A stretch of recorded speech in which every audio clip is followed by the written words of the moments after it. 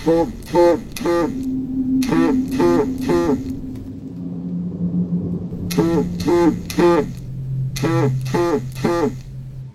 रे, हे तर मला झोपायलाही देत नाहीत.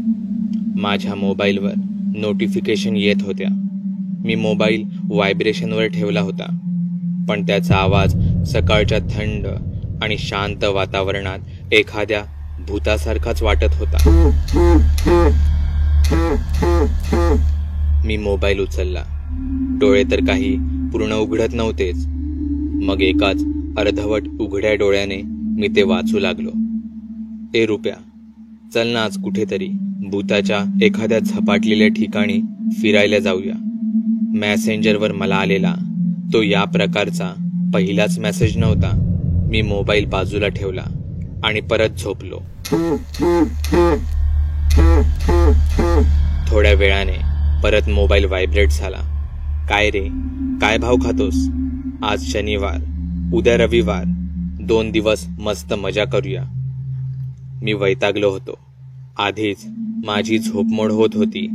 मी पटकन एक रिप्लाय केला. आज नाही, उद्या बघू. हा मी सहजच केलेला रिप्लाय होता. मी मोबाईल सायलेन्सवर केला आणि झोपून गेलो.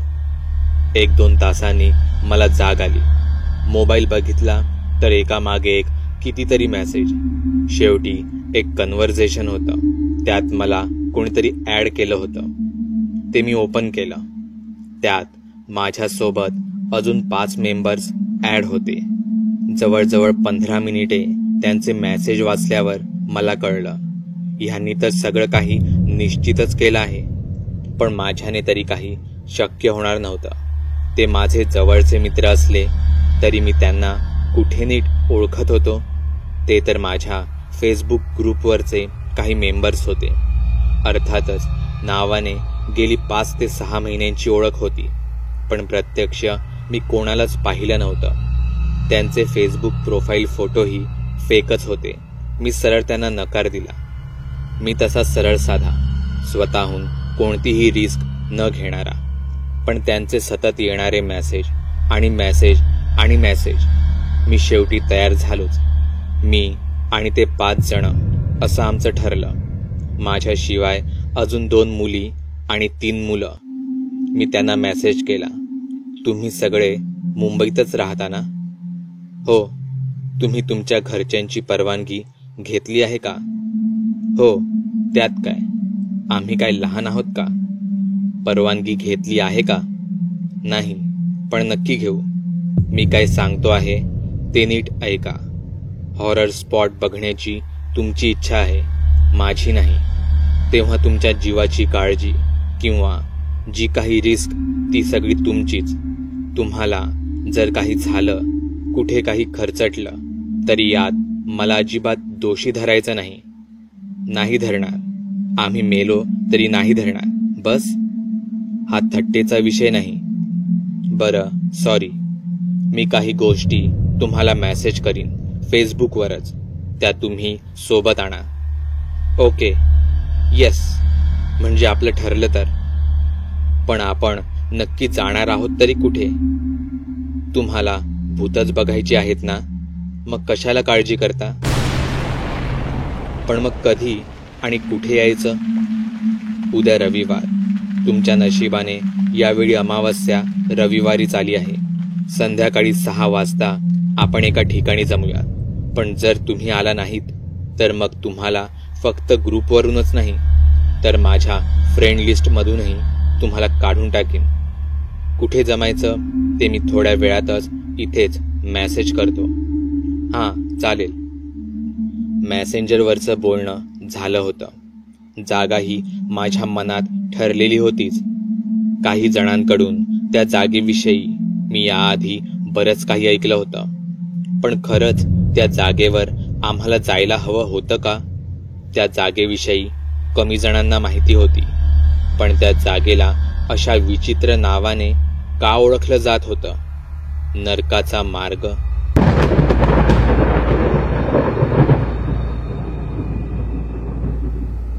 अखेर रविवारचा तो दिवस उजाडला. मी सर्व तयारीनिशी निघालो होतो. संध्याकाळचे साधारण 6:30 वाजले होते. आभाळ दाटून आले होते. गार वारा सुटला होता. मी ठरलेल्या ठिकाणी पोहोचलो. पाऊस पडत होता. सगळीकडे चिखल साचला होता. ते तिथे माझ्या आधीच जमले होते. मी एकालाही चेहऱ्याने ओळखत नव्हतो, पण ते मला ओळखत होते. कारण त्यांनी जरी ठेवला नसला तरी मी नेहमीच स्वतःचा प्रोफाईल फोटो फेसबुकवर ठेवत होतो. त्यांनी मला हाक मारली. मी सुद्धा त्यांच्या जवळ गेलो आणि मला आश्चर्याचा पहिला धक्का बसला. एक बाई तर चक्क तिच्या 2 मुलांसह तिथे आली होती. साधारण 10 ते 12 वर्षांची ती मुलं होती. एक मुलगा आणि एक मुलगी, म्हणजे हेच झाले तिघे. अजून 20 वर्षाचा एक आणि 30 वर्षांचे 2 मुलगे, शिवाय 20 वर्षाची अजून एक मुलगी, असे एकूण 7 जण तिथे होते. मी त्या लहान मुलांकडे पाहिलं आणि म्हणालो, हे बघा, मी काही तुमच्या सोबत कुठेही येत नाही आहे. तुम्ही 2 लहान मुलांना आणलं आहे. हो रुपेश, ती ऐकतच नव्हती. मी त्यांचं काहीही न ऐकता सरळ तिथून निघालो. सगळ्यांनी मला थांबवलं. अरे रुपया, असं काय करतोस लहान मुलांसारखा? तिकडे काय रिअलमध्ये भूतं असणार आहेत का? आपण ती जागा बघू, अर्धा 1 तास तिकडे बसू आणि मग निघू. इतक्यात आकाशात जोरात वीज चमकली. मोठा गडगडण्याचा आवाज झाला. ती मुलं त्या बाईच्या अगदी जवळ मिठी मारून उभी राहिली. हे बघताय ना काय ते? मीच मूर्ख, जो मी या गोष्टीला होकार दिला. मी वैतागलो होतो. पण दादा, ती जागा इतकी भयानक आहे का? 20 वर्षाची ती मुलगी माझ्याकडे बघत म्हणाली. मी तिच्या डोळ्यांत पाहिलं. तिने तिची नजर खाली केली. ती जागा जमिनीखाली आहे. तिथे जायचा रस्ता खूप अरुंद आहे. ते भुयार किती खोल आणि किती लांब असेल याची मला जाणीव नाही. तिथे भूत तर सोडा, पण साधे साप, विंचू, कानेट्या, झुरळं, मोठ्या घुशी जरी तुम्ही पाहिल्यात तरीही तिथे 1 मिनिटही तुम्ही राहणार नाही. ती मुलगी गप्पच झाली. पण दुसरा 20 वर्षाचा तरुण मुलगा मात्र बोलला, मग काय, एवढंच ना? तू आम्हाला तिथे घेऊन तर चल. आत जायचं की नाही ते नंतर बघू. ठिकाण बघितल्याचं समाधान तरी आपल्याला मिळेल. तुला भीती वाटत असेल तर तू बाहेरच थांब. असं म्हणत तो माझ्याकडे पाहून जोरजोरात हसू लागला. तिथे जोरात पाऊस पडत होता. विजा चमकत होत्या. मला त्याचा खूप राग आला होता आणि त्याच रागापोटी मी म्हणालो, इथून 2 रिक्षा करूयात. अर्ध्या तासात तिथे पोहोचू. तिथून अर्धा तास पायी जावं लागेल. तिथे पोहोचायला 8 वाजतील. तुमची मुलं तुम्ही सांभाळायची आणि तुमचा जीवही. मी आणि तुम्ही सगळे मिळून 8 जण आहोत. एका रिक्षेत 3 जण घेतले जातात. तेव्हा त्या लहान मुलांना वेगवेगळ्या रिक्षेत बसावं लागेल. ती कोणाच्या तरी मांडीवर बसतील. असं म्हणून मी तिथेच एका रिक्षेला हात केला. सगळेजण माझ्या पाठी निघाले. त्या मृत्यूच्या गुहेत, नरकाचा तो मार्ग शोधायला.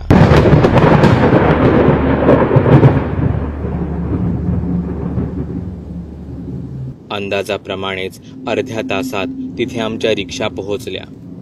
पैसे देऊन आम्ही आमच्या मार्गाने निघालो. जंगलाचा परिसर होता. एव्हाना पावसाने चांगलाच जोर धरला होता. विजा चमकत होत्या. झाडे जोरजोरात वाऱ्याच्या दिशेने हलत होती. कोणाचंही बोलणं कोणालाही स्पष्ट ऐकू येत नव्हतं. आम्ही सरळ चालत होतो. तो पक्का रस्ता नव्हता, पायवाट होती. सगळीकडे चिखलाचं साम्राज्य पसरलं होतं. पाऊस जोरजोरात कोसळत असल्याने समोरचं काहीच स्पष्ट दिसत नव्हतं. जवळजवळ अर्धा तास चालल्यावर थोडा खडकाळ भाग आला. तो एका डोंगरासारखाच दिसत होता. पण आकाराने जरा छोटा. आम्ही सगळेच जण भिजलो होतो. एका अर्थाने आम्ही तिथे त्या एक प्रकारच्या गुहेत आश्रयच घेतला होता. हीच ती जागा. ह्यात काय घाबरण्यासारखं आहे? तोच 20 वर्षीय तरुण म्हणाला. तो तिकडे अंधारा कोपरा दिसतो आहे, तिथला तो दगड बाजूला कर, मग तुला मिळेल तुला हवा असलेला तो नरकाचा मार्ग.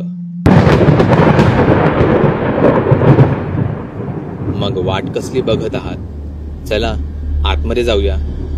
मी यावर काहीच उत्तर दिले नाही. सगळे एकमेकांकडे पाहतच राहिले. सगळ्यांना उत्सुकताही होतीच, पण कोणीच धाडस करत नव्हतं. पाऊसही खूप पडत होता. आमच्यातीलच 28 वर्षाचा तरुण बराच विचार करून म्हणाला, पाऊस तर काही कमी व्हायचं नावच घेत नाही. मग त्याच वेळेत आपण आत गेलो तर? या गोष्टीला माझा पूर्ण विरोध होता. अरे काय भाऊ, तू पण इतका काय घाबरतोस? हो, मी घाबरतो. कोणाला काही प्रॉब्लेम आहे? इथे तुम्हाला मी आणलं आहे, मग सगळं काही मी सांगेन तसंच होणार. माझा फोन स्विच ऑफ झाला आहे. ती 2 मुलांना घेऊन आलेली ताई म्हणाली. तिचं हे इतकं साधं वाक्य, पण ते त्या क्षणी सगळ्यांनाच कापरं भरवणारं होतं. सगळ्यांनी आपापले मोबाईल चेक केले. सगळ्यांचेच मोबाईल बंद झाले होते. बंद म्हणजे अगदी स्विच ऑफ.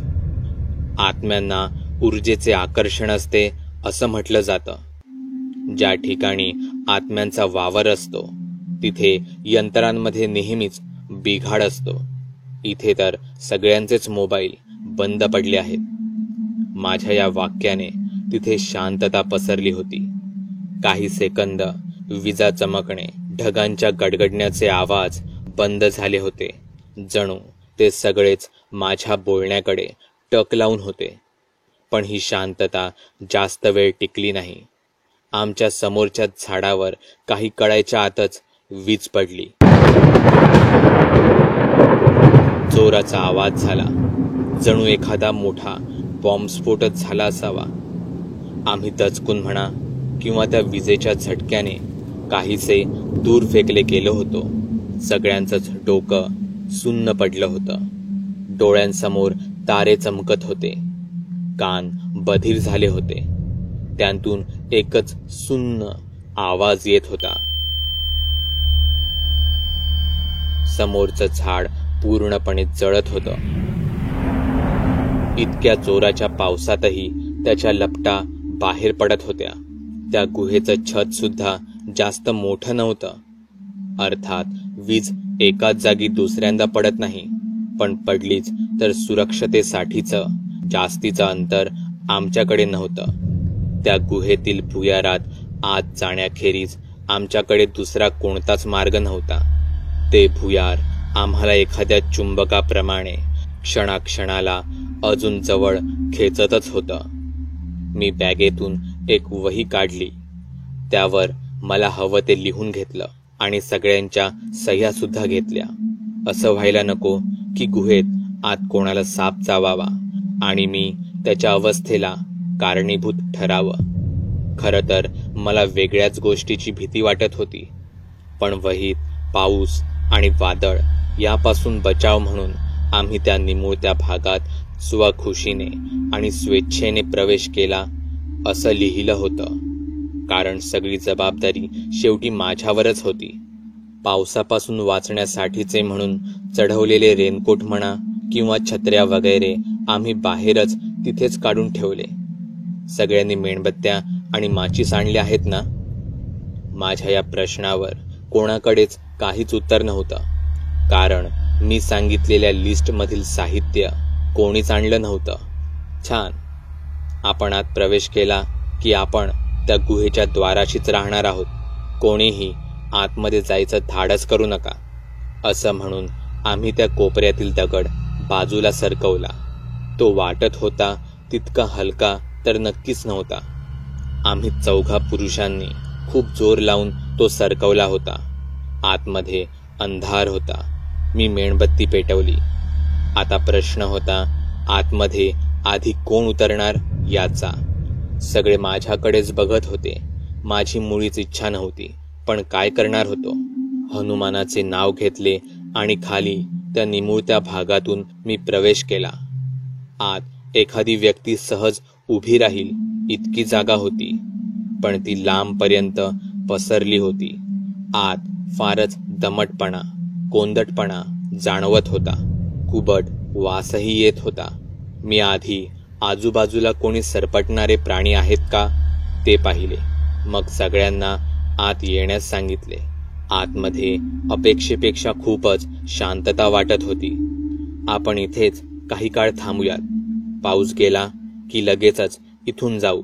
मग भले रात्रीचे 12 वाजलेले असोत. यावर कोणाला काही बोलायचं आहे का? मध्यभागी एक पेटती मेणबत्ती ठेवून आम्ही त्याभोवती गोल रिंगण करून बसलो. 5 मिनिटे झाली, 10 मिनिटे झाली. कोणी काहीच बोलत नव्हतं. शेवटी 30 वर्षीय तरुण म्हणाला, तुझे फेसबुकवरील हॉरर ग्रुप इतके प्रसिद्ध आहेत. तुझे फेसबुकवर पेज सुद्धा आहेत. तू नक्की आहेस कोण? पॅरानॉर्मल एक्सपर्ट वगैरे? हा प्रश्न माझ्यासाठी काही नवीन नव्हता. नाही ओ भाऊ, मी फक्त एक लेखक आहे. मी या जगात फक्त देवाला मानतो. मला नेहमीच असं वाटतं की देव तुमच्या सोबत असेल तर कोणतंही काम अशक्य नाही. मग तुला कसले वाईट अनुभव? हे विचारता क्षणीच आम्ही पेटवलेली मेणबत्ती झटकन विझली. सर्वत्र अंधार झाला आणि आमच्या पावसात भिजलेल्या शरीरातून एक भीतीची लहर वाहत गेली. शरीर थरथर कापायला लागलं.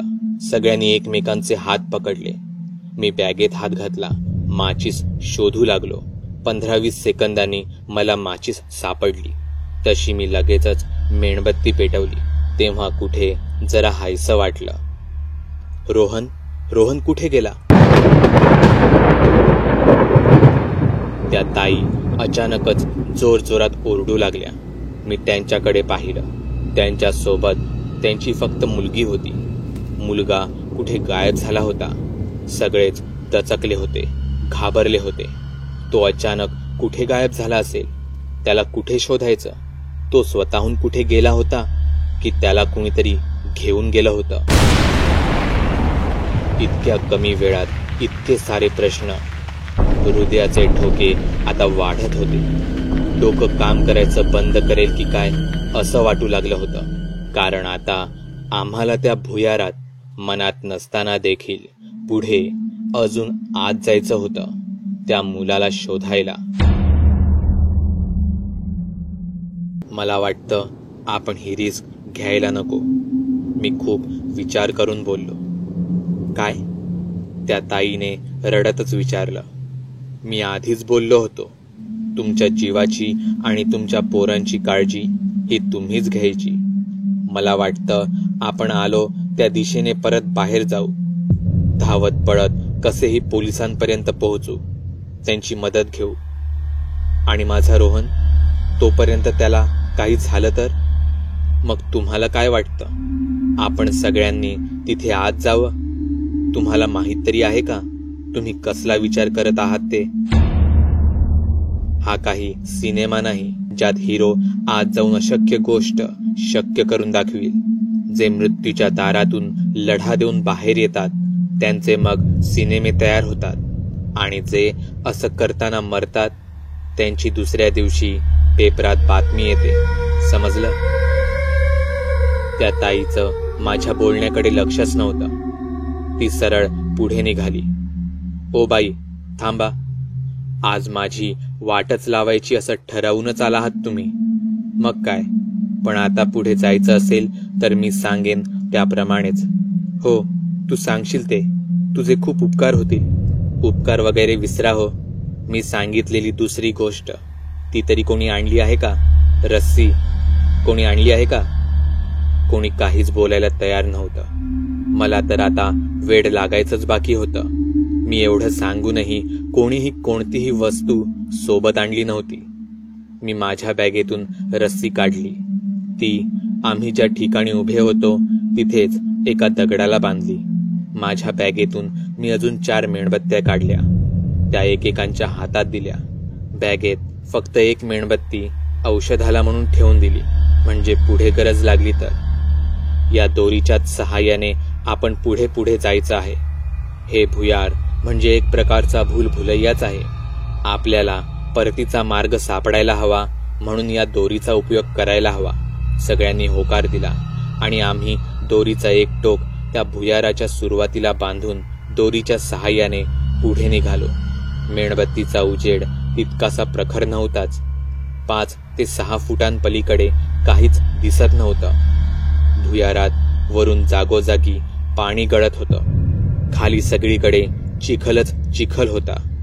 चिखलात नक्की कोणते जीवजंतू आहेत हे बघण्यात कोणालाही रस नव्हता, कारण तसं केलं असतं तर कदाचित एकही पाऊल पुढे टाकणं कठीण झालं असतं. काही ठिकाणी निमुळता मार्ग होता, काही ठिकाणी 2 तर काही ठिकाणी 3 ते 4 फाटे फुटलेले रस्ते होते. नक्की कुठे जावं काहीच कळत नव्हतं. रोहन, रोहन या हाकांनी अख्खं भुयार घुमत होतं. आम्ही पुढे पुढे चालतच होतो. मी एका जागी अचानकच थांबलो. 1 मिनिट, मला आपली ही दोरी एकदा पाहू द्या. एव्हाना ही दोरी संपायला हवी होती, मी म्हणालो. मी दोरी खेचून पाहिली. दोरीवर कसलीच ताठरता जाणवत नव्हती. आम्ही एकमेकांकडे पाहिले. आम्हाला भीतीची पुन्हा एकदा जाणीव झाली. मी दोरीवर थोडासा जोर देऊन पाहिलं. ती सहजच ओढली जात होती. मी ती पूर्ण ओढून पाहिली. तिचं एक टोक मला मिळालं. मी नीट पाहिलं. ती दोरी कोणीतरी तोडली होती. त्या दोरीच्या टोकाला डांबरासारखा काळा चिकट पदार्थ होता. म्हणजेच आमचा परतीचा मार्ग आता निश्चितच कठीण झाला होता. आम्ही सावध झालो. आम्हाला त्या भुयारात आश्चर्यकारक कधी झपझप तर कधी सरपटण्याचे आवाज येत होते. रोहन, रोहन, हा तू आहेस का?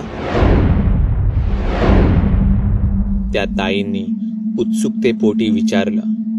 मेणबत्ती 4ही बाजूंना फिरवत मी म्हणालो, नाही, हा तो नाही. हे काहीतरी विचित्र आहे. आवाज आमच्या 4ही बाजूने येत होता. कधी जमिनीवरून, कधी भिंतीवरून, तर कधी छतावरून कोणीतरी सरपटत असल्याचा भास होत होता. ते फार विचित्र होतं.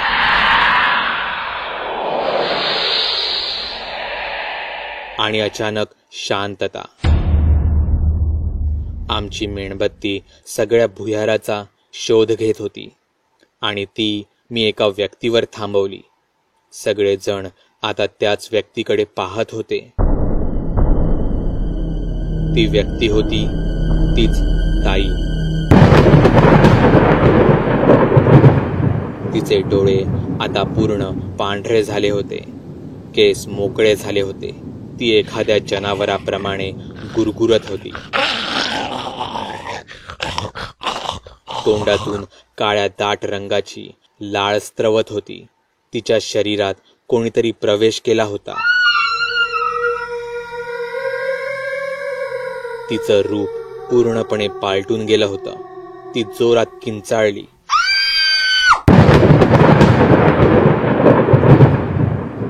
तिने तिचा जबडा मोठा उघडला होता.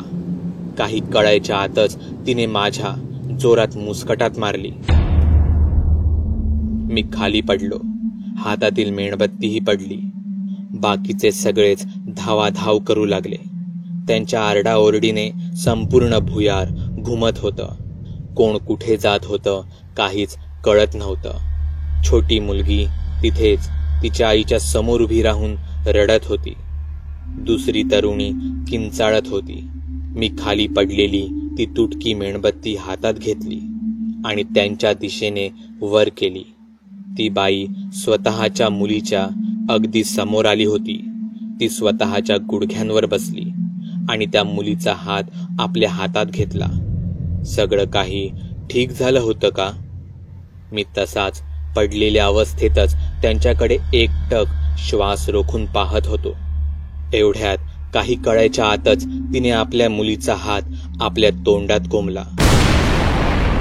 तिच्या तोंडातून काळा द्रव खाली टपकतच होता.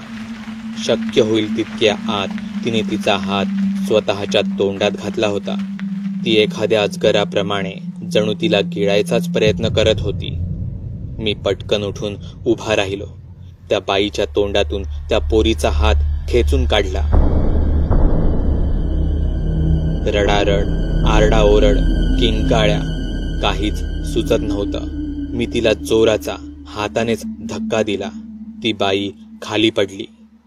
त्या मुलीचा एक हात पकडून मी जोरात ओरडलो, या बाजूने या.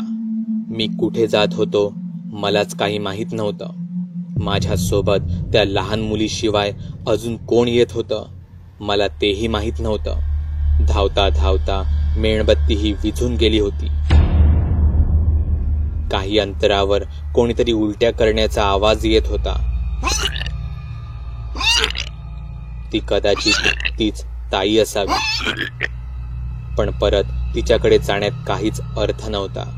धावत मी बाजूच्या भिंती चाचपडत असताना मला भिंतीतच एक अरुंद खाच सापडली. इथून या. मी त्या मुलीला घेऊन कसाबसा आत शिरलो. ती रडत होती. माझ्यासोबत अजून कोणीतरी होतं. धापांच्या आवाजावरून तरी कदाचित ती 20 वर्षीय तरुणी असल्याचा मला अंदाज आला. अजून कोण कोण माझ्या पाठून आलं होतं कोणास ठाऊक.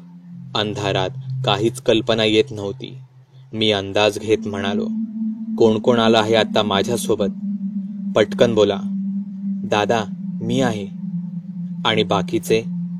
ते कदाचित वेगवेगळ्या मार्गाने गेले असतील. कदाचित रस्ता चुकून दुसऱ्या मार्गाने ते हरवले गेले असतील. तिच्या या वाक्यावर मी म्हणालो, किंवा कदाचित ते त्याच्या हाती लागले असतील.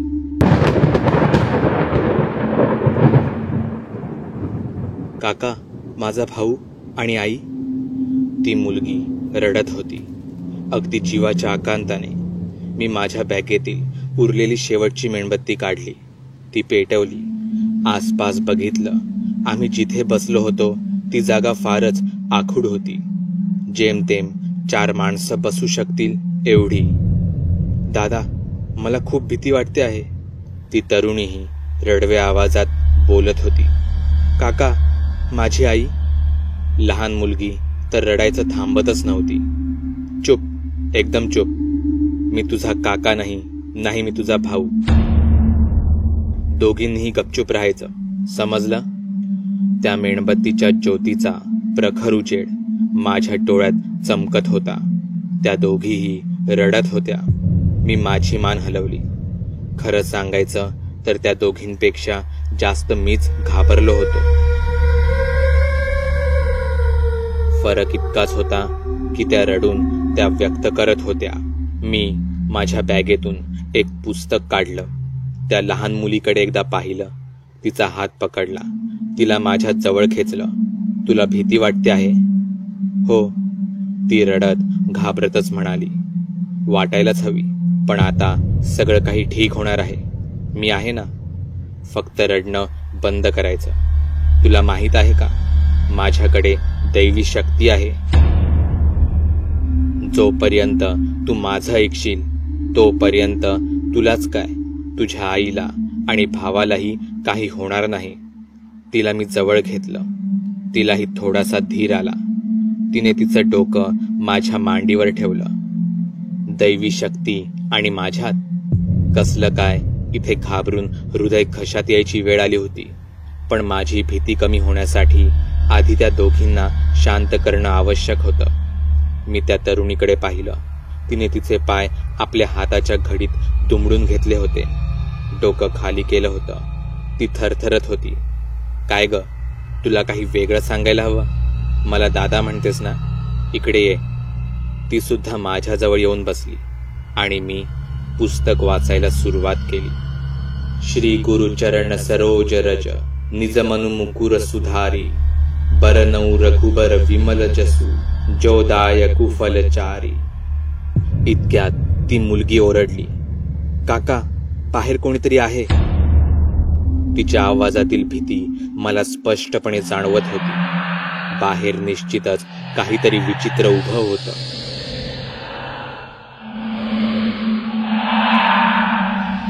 पण मी त्याकडे लक्ष दिले नाही. काय करणार होतो मी? किती आणि कुठे पळणार? मी सगळं काही देवावर सोडून दिलं. बुद्धिहीन तनु जानिके सुमिरौ पवन कुमार. दादा, ती आकृती आपल्याकडे येत आहे. ती तरुणी रडायला लागली. तिने तिचं डोकं माझ्या खांद्यावर ठेवलं होतं. तिचं थरथर कापणं मला जाणवत होतं. बलबुद्धी विद्या देहु मोही हरहु कलेस विकार. त्या दोघीही किंचाळू लागल्या, जोर जोरात ओरडू लागल्या, काका, दादा. अचानक माझ्या मांडीवर झोपलेली मुलगी माझ्या मांडीवरून खाली पडली. जणू तिला कोणीतरी खेचलं होतं. मी तिचा एक हात पटकन पकडला. तरुणी तर जोर जोरात ओरडत होती, दादा, तिला वाचव, सोड तिला. लहान मुलगी रडत होती, किंचाळत होती. तिला कदाचित खूप वेदना होत होत्या. जय हनुमान ज्ञान गुण सागर, जय कपीस तिहु लोक उजागर. रामदूत अतुलित बल धामा, अंजनी पुत्र पवन सुत नामा. अचानक त्या दोघींव्यतिरिक्त अजून तिसऱ्या कोणाचा तरी मला तीक्ष्ण आवाज येऊ लागला, रडण्याचा. एखादी मांजर जशी मांजरांच्या लढाईच्या वेळी जोर जोराने किंचाळते, तशीच काहीशी ती किंकाळी वाटत होती.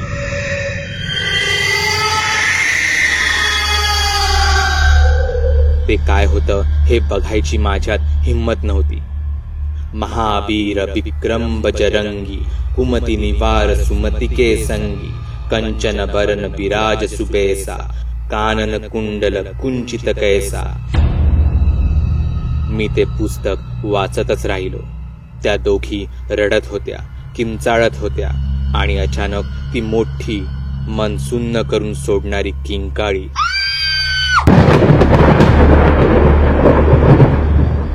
त्या अमानवी शक्तीची. आणि सगळं काही क्षणातच शांत झालं. मी ते पुस्तक जोर जोरात वाचू लागलो. मला वाटू लागलं मी एका उंच डोंगराच्या शिखरावर बसलो आहे. वातावरण थंडगार, शांत होतं. मनाला आनंद आणि सुख देणारं. माझ्या पायाजवळ हजारो लोक मदतीसाठी आले आहेत. मी या जगाचा राजा आहे. मला कसलीच भीती नाही. कोण करणार आहे माझं वाकडं? माझे डोळे मोठे झाले होते. माझ्या आवाजात एक जडपणा आला होता. ते अख्खं भुयार माझ्या आवाजाने घुमत होतं. मी ते पुस्तक पूर्ण वाचलं. एखाद्या स्वप्नातून खऱ्या दुनियेत आल्यावर जसं वाटतं तसाच काहीसा हा अनुभव होता. मी स्वतःला शांत करायचा प्रयत्न करत होतो. मी धापा टाकत होतो. मी त्या मुलीकडे पाहिलं. तिचा हात पाहिला. त्यावर ओरबाडण्याच्या खुणा होत्या. तो काळा पडला होता. आश्चर्याची गोष्ट म्हणजे त्या दोघीही एव्हाना गाढ झोपी गेल्या होत्या. रात्रीचे किती वाजले होते काहीच कल्पना नव्हती. मी स्वतः कधी घड्याळ घालत नाही. मी त्या तरुणीच्या हातात पाहिलं. ते घड्याळ इतर मोबाईल प्रमाणेच बंद पडलं होतं. मी माझी बॅग उघडली. त्यातून 2 बाटल्या काढल्या. एकात हळद होती, दुसऱ्यात गोमूत्र. ते मी एकत्र केलं. त्याचा लेप मी त्या भागाच्या द्वारापाशी लावला. आतमध्ये जागोजागी ओम आणि स्वस्तिक काढले. त्या दोघींच्या डोक्यावर ते मिश्रण फासलं. त्या तरुणीला उठवलं. ती धडपडून जागी झाली. तुम्ही दोघी आता सुखरूप आहात. मला आता इथून निघायला हवं. जर मी आलो नाही तर सकाळी तुम्ही इथून जायचा प्रयत्न करा. मला माहित आहे आपण भुयारात आहोत. सकाळी सुद्धा इथे कदाचित प्रकाश नसेल, पण निसर्गाचा आवाज तुम्हाला वेळेची कल्पना देईलच. पण तोपर्यंत तुम्ही इथेच राहायचं आहे. मी ही मेणबत्ती घेऊन जात आहे. का? म्हणजे आम्ही इथे अंधारात? तुला माहित नाही पण मी ही एवढी जागा शुद्ध केली आहे. माझ्यावर विश्वास आहे ना? तसंही ही मेणबत्ती थोड्या वेळाने विझणारच आहे. आणि माहीत आहे का, ह्या मुलीवर त्या शक्तीने हमला केला ते का शक्य झालं? या मेणबत्तीमुळेच. मी वाचलं आहे, मेणबत्ती या जनावरांच्या चरबीपासून तयार केल्या जातात. म्हणून आपण मंदिरात कधीही मेणबत्त्या पेटवत नाही. तुला थोडंसं धाडस हे करावंच लागेल. मी हे पुस्तक इथेच ठेवत आहे. माझ्यावर नको, पण या पुस्तकावर तरी विश्वास ठेव. तिने होकारार्थी मान हलवली. त्या दोघींचा निरोप घेणं कठीणच होतं, पण मला ते धाडस करायलाच हवं होतं. मला माहीत होतं, मी ते पुस्तक वाचल्यामुळे मला हे धाडस आलं होतं, पण ते वेळेबरोबर फिकं पडणार हेही मला तितकंच ठाऊक होतं. तेव्हा त्या बाकीच्यांचा शोध घेणं हे जेवढं जरुरी होतं, तेवढंच ते लवकरात लवकर करणं हेही मला भाग होतं. कोणास ठाऊक त्या बाकीच्या 5 जणांपैकी किती जण जिवंत होते आणि किती त्या अमानवी दुष्ट शक्तीचे शिकार बनले होते.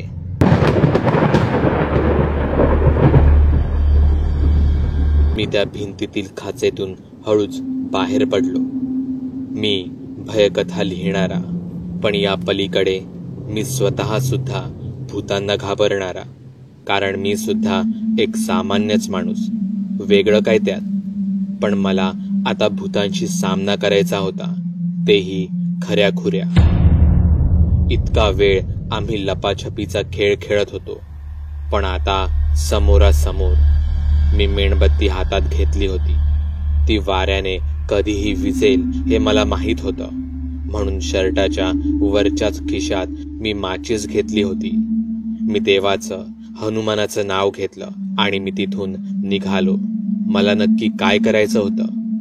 त्या 5 जणांचा शोध घ्यायचा होता, की त्या अमानवी भयानक शक्तीचा शोध घ्यायचा होता, की त्या भुयारातून बाहेर पडण्याचा मार्ग शोधायचा होता?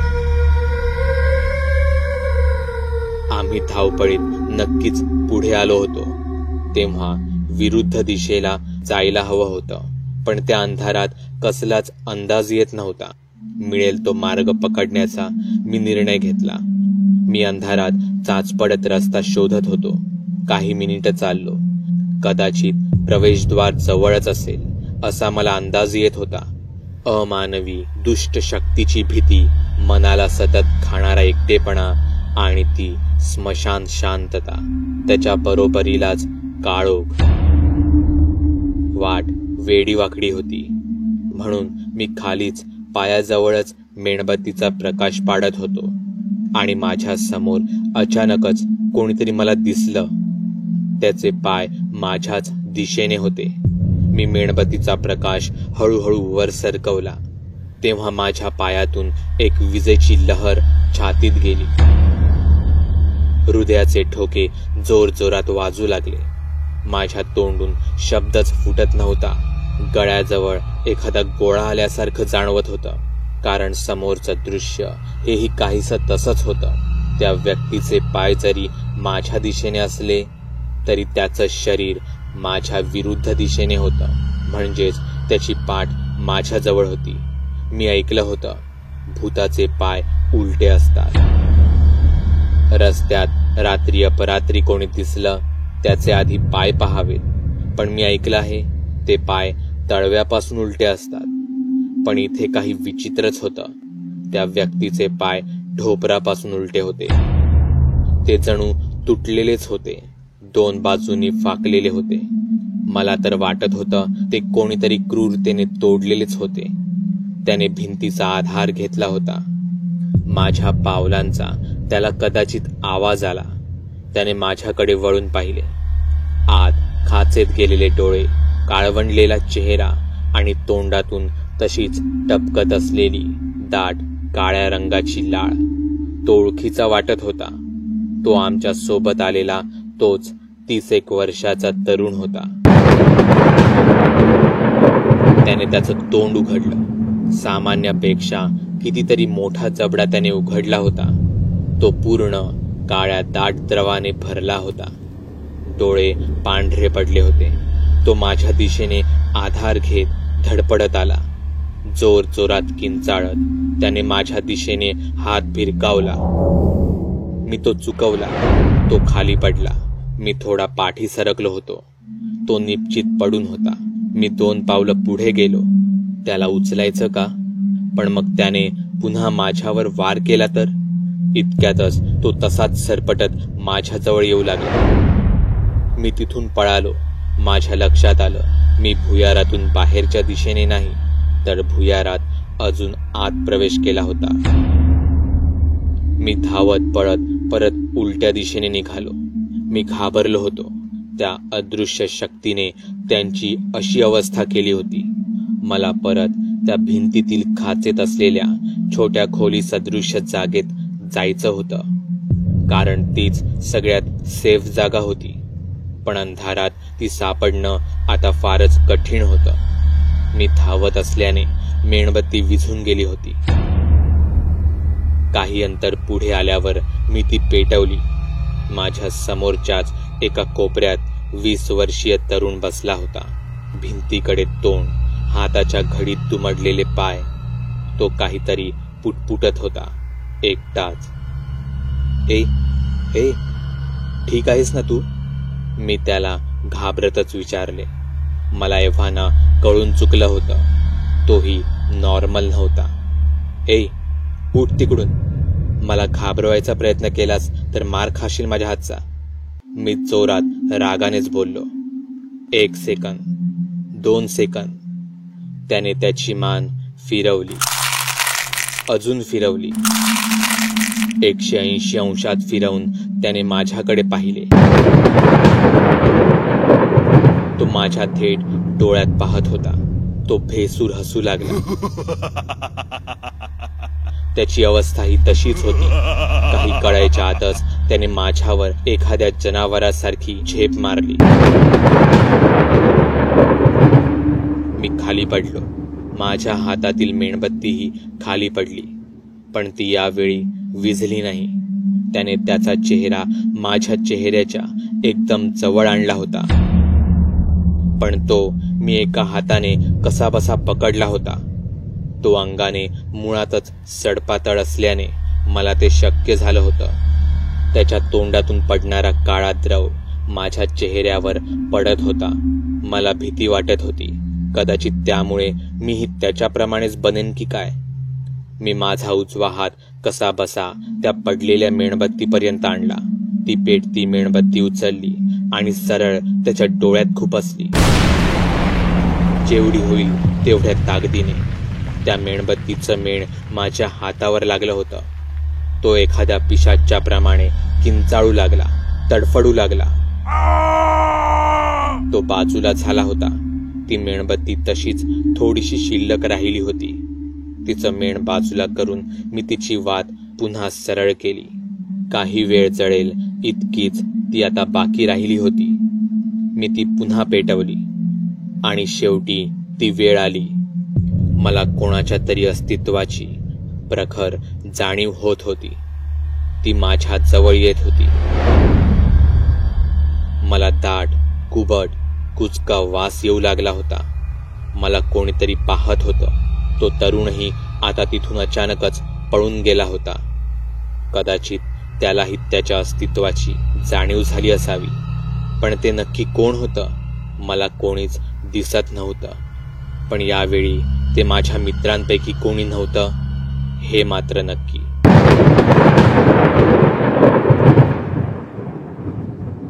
मेणबत्ती अजूनही पेटलेलीच होती. अचानकच ती विझली, जसं की कोणीतरी फुंकर मारली असावी. मी पुन्हा ती पेटवली. पुन्हा ती विझली. माझ्या कानावर क्रूर हास्य ऐकायला येत होतं. मी पुन्हा ती पेटवली. पुन्हा एकदा ती विझली. पुन्हा जोर जोरात तेच क्रूर हास्य. मी घाबरलो होतो. माझे हात थरथरू लागले होते. मी माचीस बॉक्स उघडला. त्यात आता एकच काडी उरली होती. मी ती पेटवली. आणि मी दचकलो. माझ्या समोर ती आकृती होती, मधासारख्या चिकट द्रवात लोळलेली, मोठे पांढरे डोळे, तोंडात तीक्ष्ण दात, विद्रूप विक्षिप्त चेहरा. संपूर्ण काळ्या रंगाची ती आकृती माझ्या जवळ येत होती. मी मेणबत्ती पेटवण्याचा प्रयत्न करत होतो. माझे हात थरथरत होते, पण ती पेटणे अगोदरच माचीसची काडी माझ्या हातून खाली पडली. ती विझली. त्यातून निघालेल्या धुराप्रमाणे माझ्या जगण्याच्या आशाही हळूहळू हवेत उडत होत्या. मी हरलो होतो. तिथून पळण्याचा कोणताच मार्ग मला दिसत नव्हता. मला त्या इतरांप्रमाणे विक्षिप्त जगणं नको होतं. मला मरण हवं होतं, फक्त मरण. मी वाचलेले सगळे देवाचे अध्याय आता या क्षणी विसरलो होतो. हनुमान चालीसाही मला आता आठवत नव्हती. आणि अचानकच माझ्या हातातील मेणबत्ती पेटली. मला थोडासा का होईना आनंद हा झालाच, पण तो जास्त काळ टिकला नाही. ती आकृती माझ्या अगदी चेहऱ्यासमोर होती. मी सरपटत पाठी गेलो. मेणबत्ती पुन्हा विझली. काही सेकंदांनी पुन्हा आपोआप पेटली. शिकार करण्याअगोदर ज्याप्रमाणे मांजर आपल्या शिकारासोबत खेळते, तसाच काहीसा हा प्रकार होता. मी मागे, अजून मागे सरकलो. मी तिच्यापासून लांब पळण्याचा प्रयत्न करत होतो.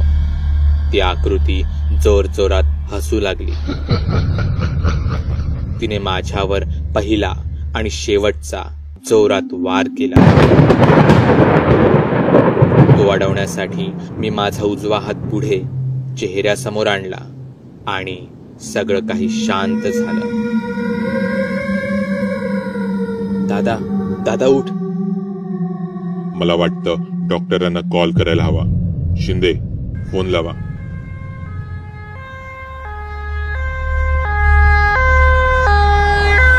आणि काही वेळ ॲम्ब्युलन्सचा तो आवाज. दुसऱ्या दिवशी मला शुद्ध आली. ती तरुणी आणि मुलगी आधी त्या अरुंद भागातून, मग बराच वेळ शोधाशोध करून त्या भूलभुलैयातूनही सुखरूप बाहेर पडल्या होत्या. त्यांनी थेट पोलिसांशी संपर्क केला होता. झाला प्रकार त्यांच्या कानी घातला. त्यांनी शोध घेतल्यावर त्यांना 5 मृतदेह सापडले होते. त्यांचा खरं तर माझ्यावरच संशय होता, पण त्यांच्या शवविच्छेदनाच्या तपासातून हे काही एकट्या दुकट्याचं काम नाही हे सिद्ध झालं. मी अमानवी शक्तींबद्दल काही चुकीचा समज लोकांमध्ये पसरवू नये म्हणून माझे सगळे हॉरर ग्रुप आणि सगळे फेसबुक पेज तातडीने बंद करण्यात आले. पण मला त्याचं दुःख मुळात नव्हतंच, कारण मी त्या अमानवी शक्तीचा प्रत्यक्ष सामना केला होता. दुःख तर त्या व्यक्तींबद्दल वाटत होतं जे कारण नसताना त्या शक्तीचे बळी पडले होते. पण मग मी कसा वाचलो होतो? मी याचा खूप विचार केला. मी माझ्या उजव्या हातानेच गोमूत्र आणि हळदीचा लेप तयार केला होता. तो सगळीकडे आणि मग त्या दोघींच्या डोक्यालाही मी त्याच हाताने लावला होता. आणि कदाचित त्याच हातामुळे, हातावरील त्या मिश्रणामुळे माझा जीव वाचला असेल. मी माझा उजवा हात बघितला. तो काळा पडला होता. त्यावर तीक्ष्ण वस्तूने वार केल्याचे ताजे व्रण होते. पण सोबत हळद आणि गोमूत्राचा तो लेप, त्याचेही थोडेफार डाग हे शिल्लक होतेच. बाकुल बुवा.